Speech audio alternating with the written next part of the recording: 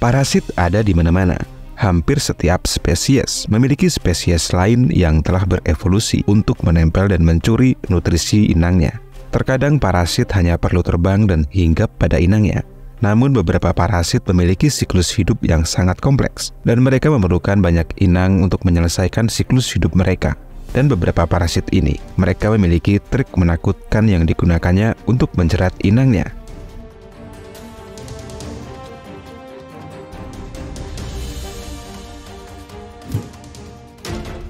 Pertama, mari kita lihat bagaimana parasit mampu mengendalikan pikiran inangnya.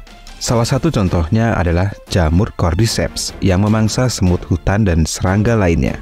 Semua orang tahu, parasit dapat mengendalikan pikiran inangnya. Cara mereka melakukan hal ini halus dan menakutkan. Semut kebanyakan tinggal di tanah karena sebagian besar makanan mereka berada di tanah.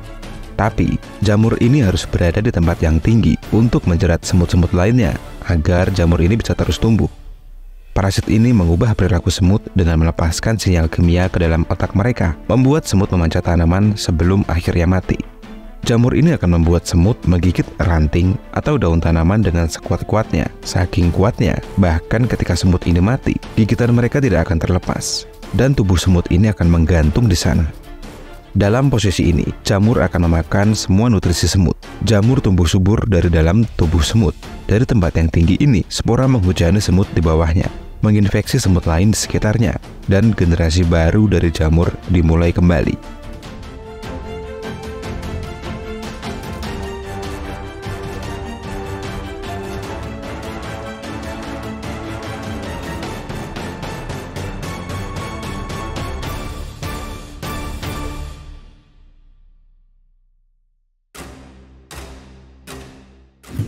Ada juga parasit yang bisa membuat inang mereka menjadi lebih menarik.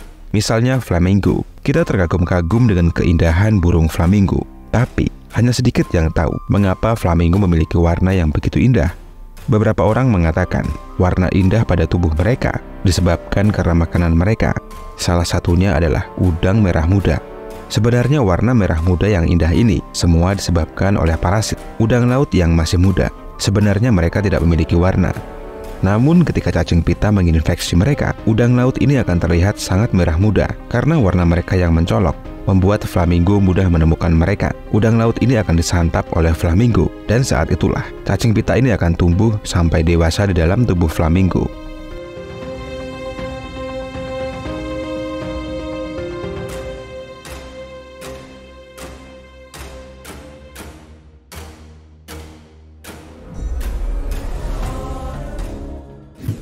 Beberapa parasit bahkan berpura-pura menjadi anak inang mereka.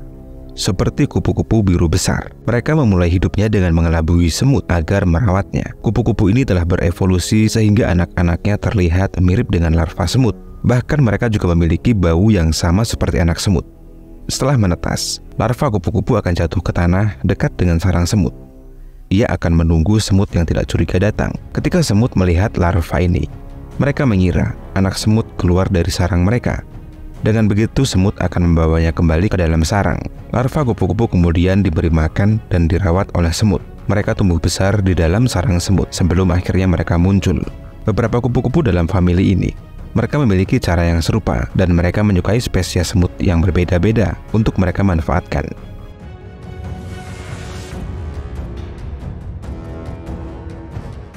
Parasit juga bisa mengubah penampilan inang mereka. Jika siklus hidup parasit melibatkan beberapa inang, tentu akan sulit untuk berpindah dari satu inang ke inang lainnya. Salah satu metode yang disukai oleh banyak parasit adalah membuat inang pertama dimakan oleh inang berikutnya, sehingga dia akan langsung dibawa ke rumah berikutnya. Untuk mengatasi hal ini, parasit seringkali mengubah penampilan inangnya. Ini adalah semut hitam. Ya, warna mereka hitam polos sebelum terinfeksi oleh parasit. Ketika parasit menginfeksinya, parasit akan membuat kerangka luar semut menjadi lebih tipis. Mereka juga akan merubah warna semut. Mereka akan mendorong pigmen merah ke permukaan tubuh semut, membuat perutnya menyerupai buah beri merah. Burung-burung yang saat itu mencari makan, mereka akan menukik ke bawah dan memakan semut yang menyerupai buah beri.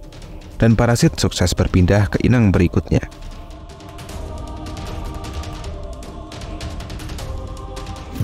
Siput merangkak perlahan di bawah tanah. menyebabkan mereka dapat terinfeksi sejumlah parasit.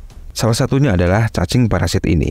Mereka akan memakan inangnya dengan cara yang mencolok. Kebetulan parasit ini menyerang siput dan perlahan menyebar ke seluruh tubuh siput sehingga memakan sekitar 20% inangnya.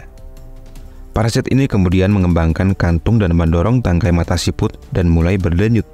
Tonjolan berpita hijau yang bergerak ini akan menarik perhatian burung manapun yang lewat. Saat burung memakan siput, parasit sukses bermigrasi ke inang barunya. Cacing parasit ini kemudian akan menuju ke saluran pencernaan burung dan dia mulai bertelur di sana. Ketika burung ini buang air besar, kotoran mereka akan jatuh ke tanah, menunggu siput lainnya merayap di atasnya, dan siklus hidup mereka berulang lagi.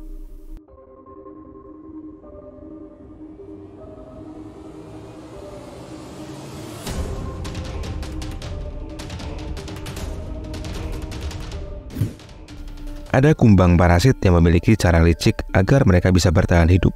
Dia adalah larva kumbang lepuh. Larva ini memiliki cara licik untuk masuk ke dalam sarang lebah.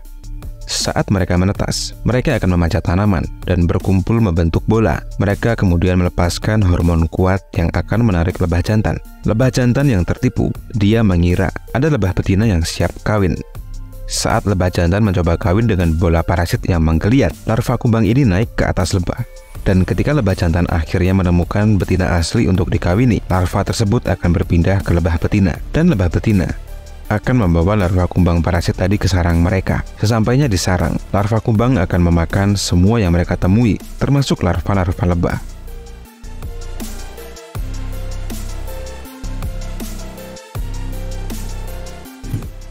Kebanyakan parasit, mereka tidak akan menonjolkan diri mereka. Jika inang mereka tahu ada parasit dalam tubuhnya, kemungkinan besar mereka akan menyingkirkan penyusup tersebut. Ada satu parasit yang bisa mencuri bagian tubuh inangnya. Larva kutu ini masuk ke dalam ikan melalui insang dan menuju ke mulut ikan. Di sana ia akan menggigit lidah ikan dan menutup pembuluh darahnya. Tanpa darah mengalir ke jaringan, lidah mulai membusuk dan lepas. Ini tentu berbahaya bagi ikan. Namun kutu tersebut menawarkan solusi.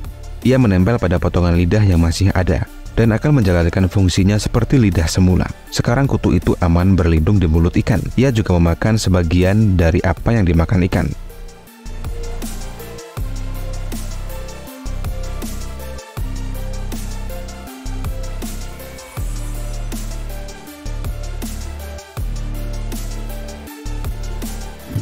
Terakhir, ada kerang yang telah mengembangkan teknik mereka untuk berkembang biak. Mereka adalah kerang lemsilis. Kerang lemsilis betina, mereka telah mengembangkan beberapa trik untuk memikat ikan. Ia menggunakan kantung yang menampung anak-anaknya untuk menipu ikan. Ketika ada ikan yang mendekat, kerang ini akan menyerang dan menembakkan larvanya ke wajah ikan. Ikan tersebut sekarang memiliki larva kerang yang menempel di insangnya, dan larva tersebut akan menempel di sana untuk memakan darah ikan.